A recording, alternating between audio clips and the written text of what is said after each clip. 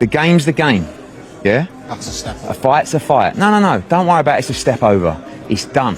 What I'm saying now is, all bets are off.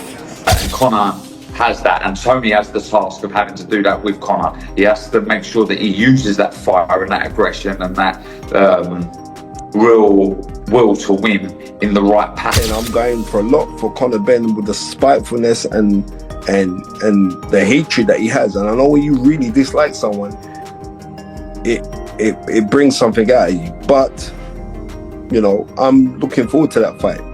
You know, it's a mismatch. It's an entertaining matchup. Why is it a mismatch? Because of ability, because of weight classes. Boxing pros have predicted the winner of the Chris Eubank Jr. versus Conor Benn fight.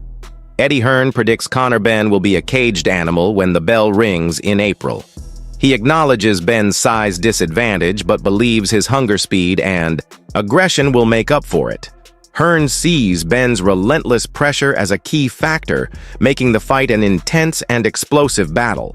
If you liked this video, please subscribe, punch Vista, and click the bell icon for more latest and interesting videos. Can't wait. I mean, look, Eubank's playing a blinder for the promotion of the fight. I mean, a little bit annoying. I mean, unfortunately, if I could fight, I'd want to give him a slap myself, but that's not going to happen. So, Conor's fired up. I mean, honestly, I've never seen someone put themselves through what he is putting himself through in training camp.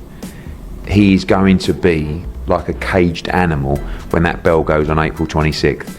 A big disadvantage in size, but he makes up for it in attribute, hunger, you know, youth, tenacity, volatility, and he is in camp with his dad, grafting and dreaming every day of violating Chris Eubank Jr. on April 26th and doing it in spectacular fashion.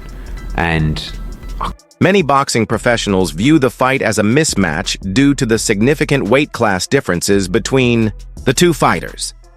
The concern centers around Benn moving up 2 weight divisions to face Eubank Jr., who has been competing at a higher weight class for most of his career. This leap raises questions about Benn's ability to handle the physical demands and power at the super middleweight level. The general consensus is that size and weight advantages often play a crucial role in determining the outcome of a bout, potentially tilting the scales in favor of Eubank Jr. You know, it's a mismatch. It's an entertaining matchup. Why is it a mismatch? Because of ability, because of weight classes. Chris Jr. is a middleweight and a super middleweight. You know, he's naturally a super middleweight. So, you know, he's having to starve himself to come down, and, you know, with all the catch weights and all of this stuff, it's, you know, it's a mismatch. You know, he is operated at world level. He's been in with the likes of George Groves, and, you know, the list goes on. It's a mismatch in ability and weight. Spencer Fearon, a respected boxing analyst, highlights the deep-rooted history between the Eubank and Benn families. He emphasizes that the rivalry, which began with their father's legendary bouts, adds a compelling narrative to the upcoming fight Fear, and notes that this generational continuation has captured the public's imagination, making it a highly talked-about fight. The historical context not only adds intrigue, but also places additional pressure on both fighters to uphold their family legacies. And the hatred that he has, and I know when you really dislike someone, it brings something out of you. But you know, I'm looking forward to that fight for the simple fact is, like, that event within itself is fantastic because it's crossed over. Lots of people are talking about it. Everywhere you go, people are talking about it. There is nothing wrong with that. That's absolutely excellent. And plus, I can remember when the two fathers first fought, and the second time is when they fought in October of of '93. But when the fathers first fought, when they first went at it, I remember that fight clearly in my head. It was a Sunday night. It was at November 18th, 1990, and it was like, it seemed like the world stopped to watch that fight. And this has drawn something from it because everybody's talking about it. And fair play to both men. They're selling the fight really well, which is genuine. It's not orchestrated. Oh, you're going to do this. No, it's proper. So I'm looking forward to that fight. May the better man win. Yeah, for sure. The historical context not only adds intrigue, but also places additional pressure on both fighters to uphold their family legacies. Conor Benn has openly expressed the weight of the legacy left by his father, Nigel Benn, regarding the Eubank rivalry. He humorously questioned why his father left him to deal with the ongoing feud, highlighting the personal and emotional dimensions of the matchup. This candid acknowledgement underscores the unique challenges Ben faces, balancing personal history with professional aspirations. It's only right that I do justice for the second fight. It was a draw that he should have won. Ultimately, I'm just, Dad, why have you left your dirty laundry to me, mate? Why have I got to close the show for you? Why have I got to handle your dirty business?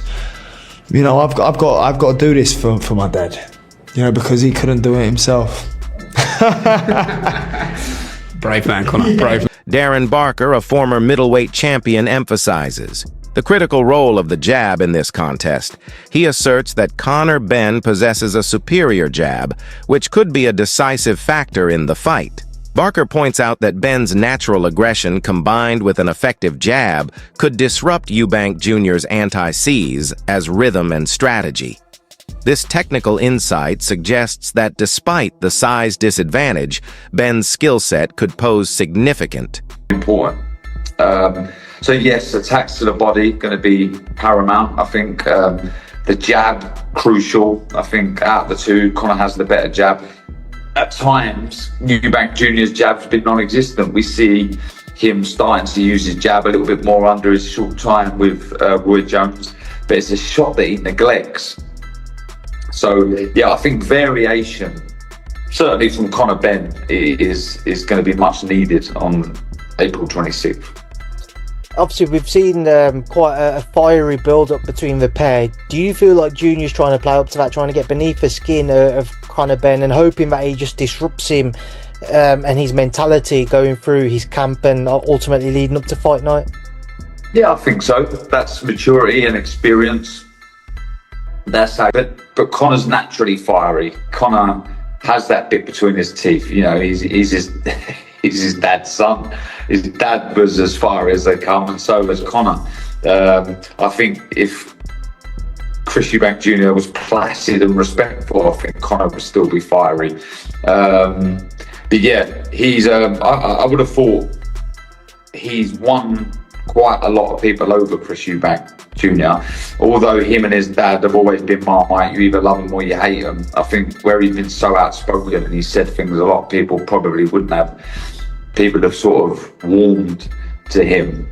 But there's always a goodie and a villain in a lot of these grudge matches, but this one seems to have really a split opinion. They both. Challenges for Eubank Jr.'s renowned trainer Roy Jones Jr. has worked closely with Chris Eubank Jr. and attests to his significant improvements. Jones emphasizes that Eubank Jr.'s enhanced skills, coupled with his natural size and strength, could present serious problems for Benn. He suggests that if Benn's punches fail to make a substantial impact, Eubank Jr.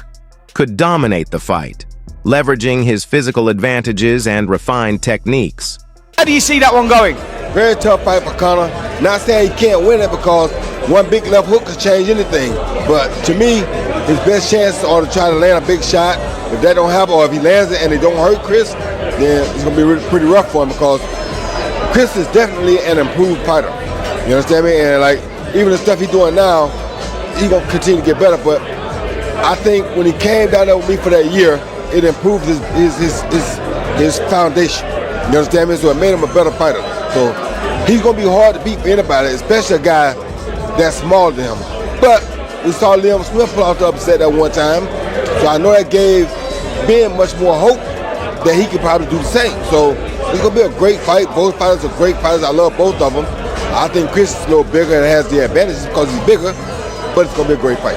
You know what? A lot of people are talking about it, Roy. You know about cutting weight and whatnot. A lot of people talking about Chris Eubank Jr. now being at 160 and maybe being tight at that weight now. But the rehydration clause, £10. I'm saying, listen, with a £10 rehydration clause in it, that won't affect him at all.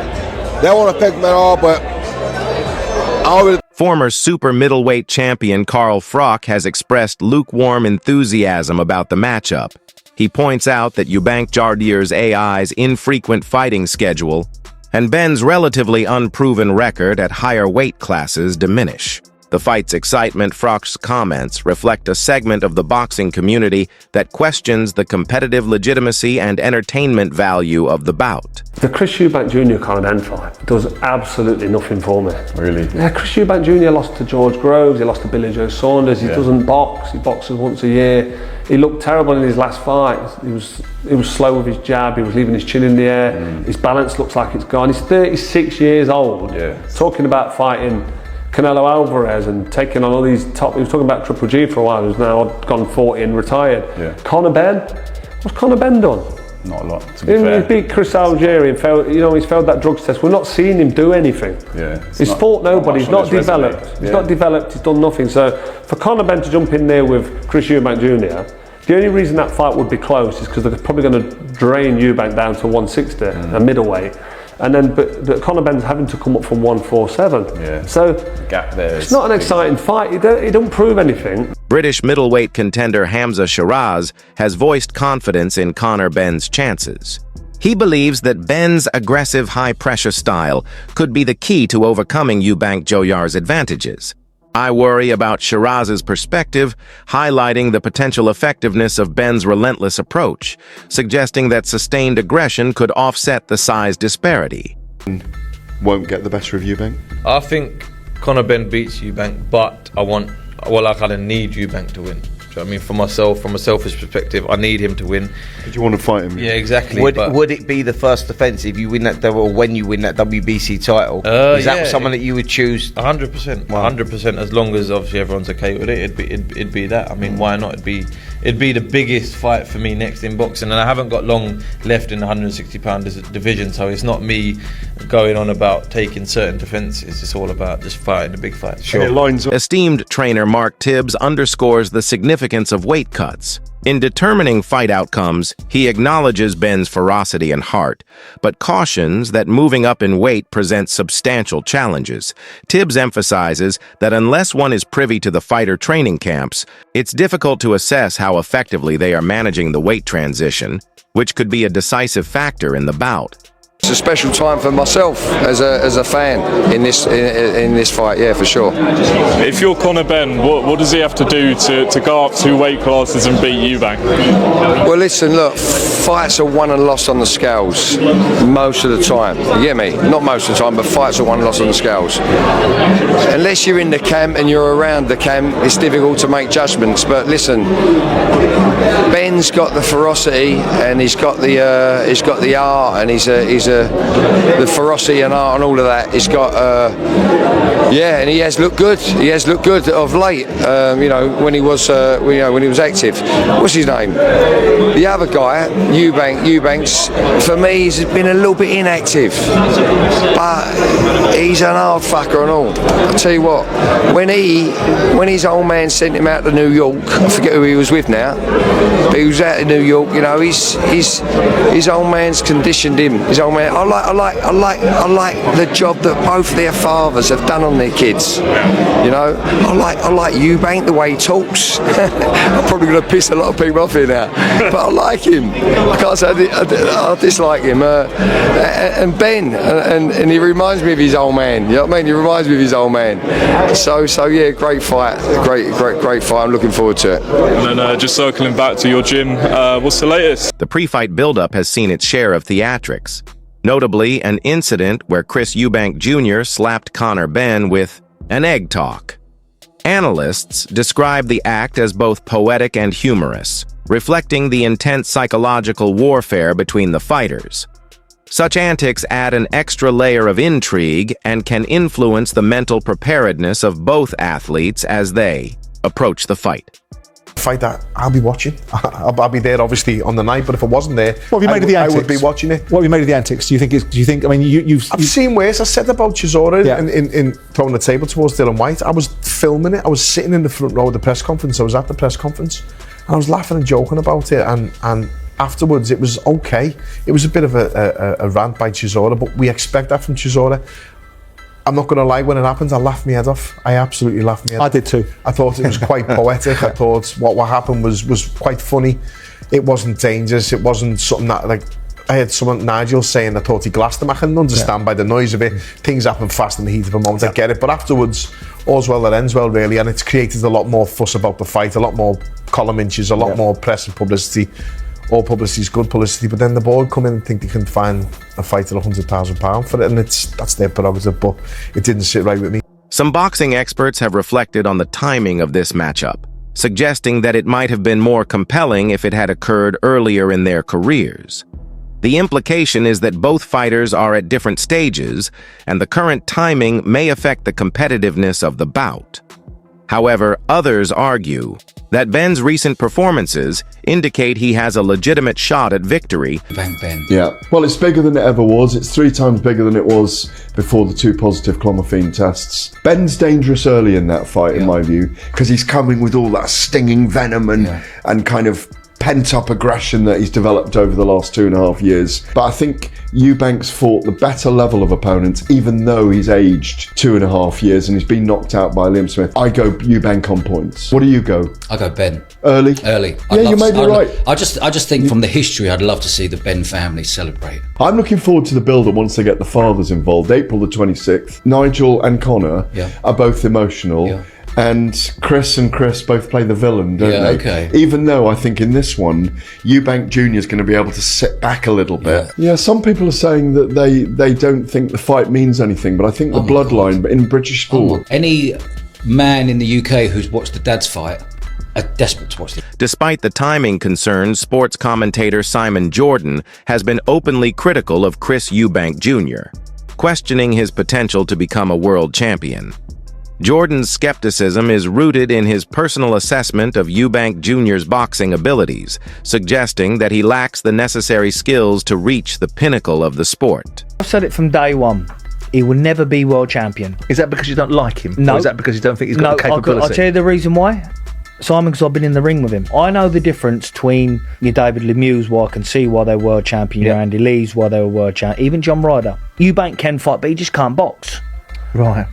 That's the problem. He can fight, but he can't box. Eubank is, when we were going back 24, 25, like a wind-up toy, you could get him fit, wind him up, let him go, and he'd go all day.